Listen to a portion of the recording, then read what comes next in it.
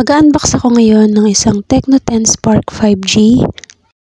Hindi ko to masasabi na isang product review dahil hindi naman ako professional pagdating sa mga ganyan.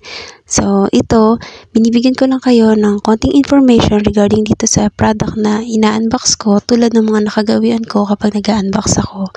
So ito na nga, mag-unbox tayo ng Tecno 10 Spark 5G. Ang isa sa nagustuhan ko dito dahil maganda nga yung specs niya, mura na siya sa ganitong unit na mabibili ninyo. Sasabihin ko yung presyo sa dulo kaya tapusin niyo yung video nito guys.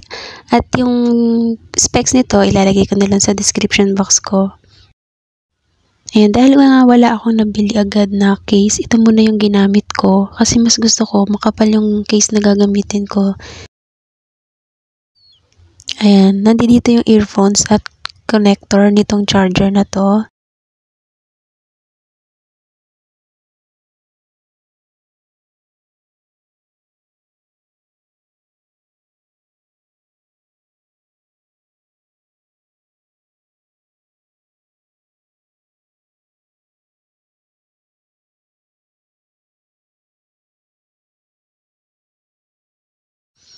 Ayan, isa sa gusto ko talagang excited ako gamitin dito yung earphones.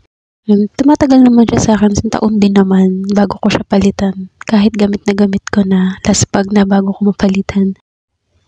Ito naman yung kanyang cable, ano siya, type C. Yan, kung ako ingat na ingat sa earphones, mas ingat na ingat ako dito sa charger kasi nga ayoko ipasalpak sa ibang phone dahil baka masira, kaya nagtatagal din naman sa akin yung charger.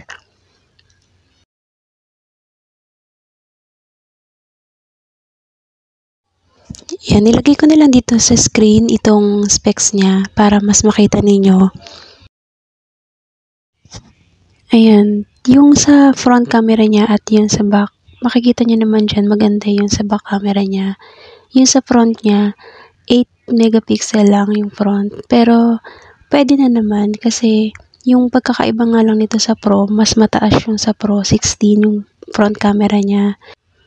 Hindi ko naman kasi madalas gamitin yung sa front camera, kaya okay na sa akin.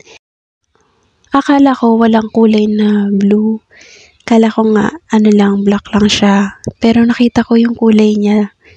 Naku, na-inlove ako sa kulay na to. Ang ganda-ganda. Favorite color ko kasi kaya swak sa akin. Para sa akin talaga yung phone na to. Magaan lang din siyang dalhin. Hindi tulad nitong sa Samsung na gamit ko ngayon. Pero ito, siguro pang kukuha ko lang to. Ito lang yung gagamitin ko. Itong isang phone ko, ito yung pang-edit ko.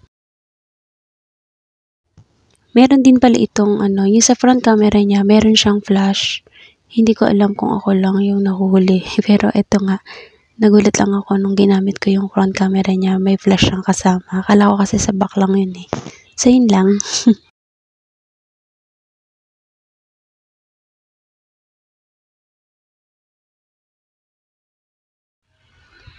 Siguro dadagdagan ko siya ng memory card para makuha ko yung sa 256 na memory card. Siguro pag na lang, hinulang ako kasi dalawa naman yung gamit ko. Itong gamit kong pinangkukuha ngayon, 128 ito. Kinukulang pa ako, no? Pero hindi na ako kukulangan kasi nga ito 128 din. Kaya pwede na. Siguro pang extra ko lang yung memory card.